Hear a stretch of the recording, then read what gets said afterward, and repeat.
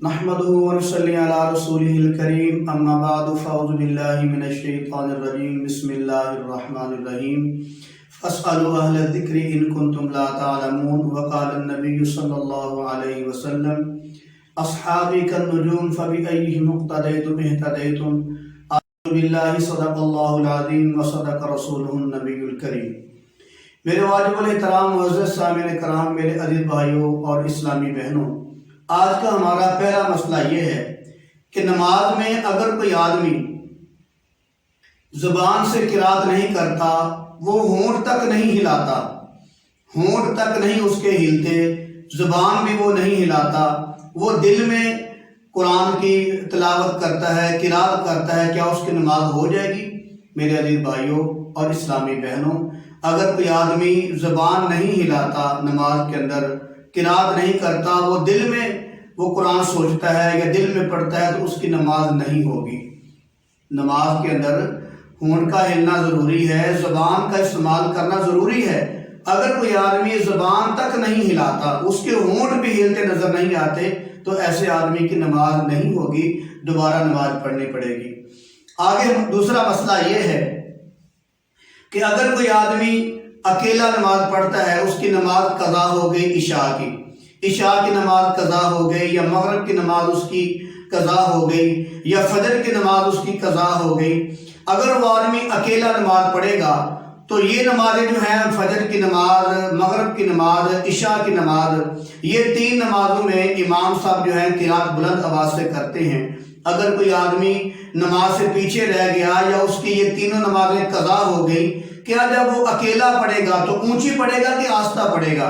تو میرے عزیز بھائیوں، اگر کسی آدمی کی فجر کی نماز قضا ہو گئی یا رہ گئی، بعد میں اس کو اکیلا پڑھنی پڑے گی، یا یعنی کہ مغرب کی یا عشاء کی، تو آدمی کو اختیار ہے، چاہے وہ بلند آواز سے پڑھے چاہے آہستہ آواز سے پڑھے، دونوں طریقے سے پڑھنا اس کے لیے جائز ہے۔ لیکن وہ نمازیں جو ظہر کی نماز ہے اور عصر کی نماز ہے، جب یہ اس کی نماز رہ جائے گی یا قضا ہو جائے گی، تو جب وہ پڑھے گا تو یہ آہستہ پڑھے گا، بلند آواز سے پڑھنا اس کے لیے جائز نہیں ہے۔ آگے مسئلہ یہ ہے کہ اگر کوئی آدمی قاری صاحب کے پیچھے کھڑا ہے، امام صاحب کے پیچھے کھڑا ہے، مقتدی ہے، وہ اپنا دھیان جمانے کے لیے، اپنی توجہ صحیح کرنے کے لیے، نماز کی طرف توجہ رکھنے کے لیے اگر مقتدی صاحب قرآن مقدس کی جو تلاوت ہو رہی ہے اس کا ترجمہ زبان سے دہرا لیتے ہیں، تو کیا یہ جائز ہے کہ نہیں؟ میرے عزیز بھائیوں، اگر کوئی مقتدی قاری صاحب کی قرات کا ترجمہ پیچھے زبان سے ادا کریں گے تو ان کی نماز ٹوٹ جائے گی، ان کی نماز ٹوٹ جائے گی، نماز دوبارہ پڑھنی پڑے گی۔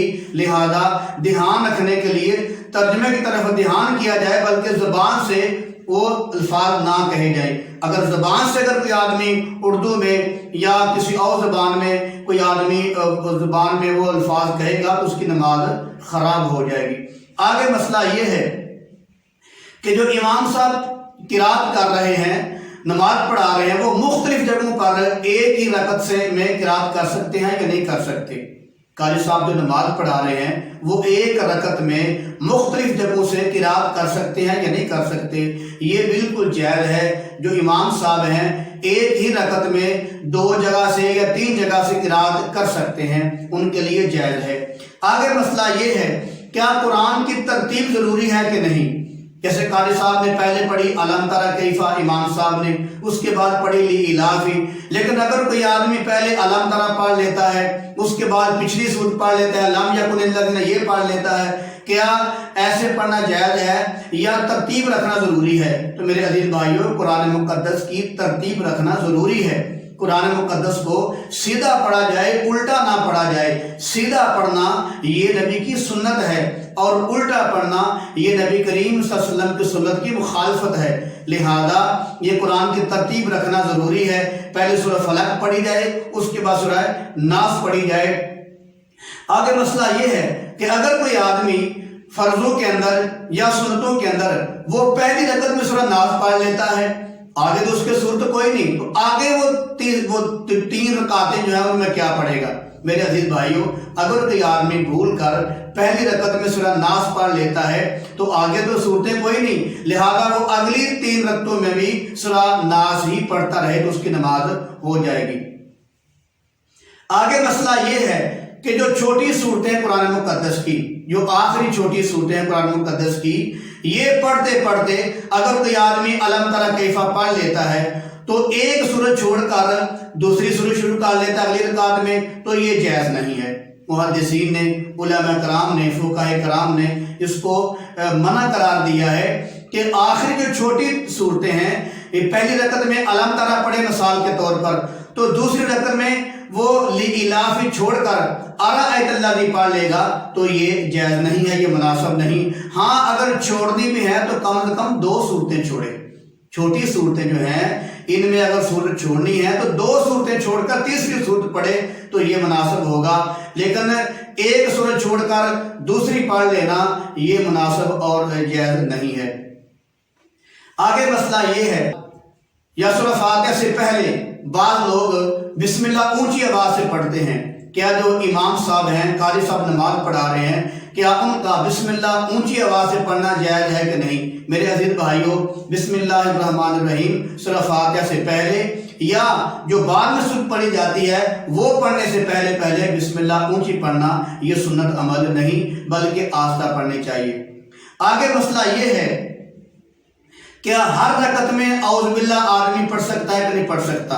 ہر رکعت کھڑے ہو کر جب سورہ فاتحہ پڑھنی ہے تو اس سے پہلے ہر رکعت میں ہر سورہ فاتحہ سے پہلے آدمی اعوذ باللہ پڑھ سکتا ہے نہیں پڑھ سکتا؟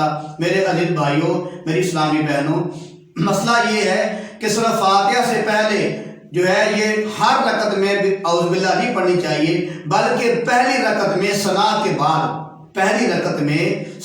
کے بعد آدمی اعوذ باللہ بھی پڑھ لے، بسم اللہ بھی پڑھ لے، لیکن اگلی رکعتوں میں ہر فاتحہ سے پہلے بسم اللہ پڑھنی چاہیے، اعوذ باللہ نہیں پڑھنی چاہیے۔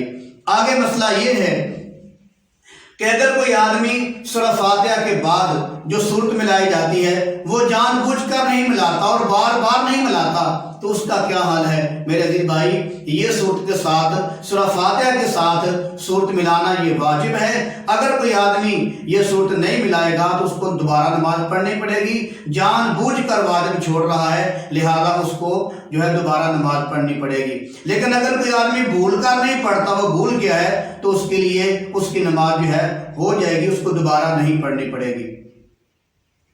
آگے مسئلہ یہ ہے کہ نماز کے اندر جو آج کل مساجد میں یا مدارس میں یا کسی اور گراؤنڈ وغیرہ میں نماز کے لیے سپیکر استعمال کیا جاتا ہے، کیا نماز کے لیے لاؤڈ سپیکر استعمال کرنا جائز ہے کہ نہیں جائز؟ جیسا کہ مسجد حرام میں بھی کیا جاتا ہے اور مسجد ماشاءاللہ نبوی میں بھی کیا جاتا ہے، مسجد اقصی میں بھی کیا جاتا ہے۔ کیا نماز کے اندر، فرض نماز کے اندر امام صاحب کا لاؤڈ سپیکر استعمال کرنا جائز ہے کہ نہیں جائز؟ امام صاحب کا لاؤڈ سپیکر استعمال کرنا جائز ہے۔ وما علینا الا البلاغ۔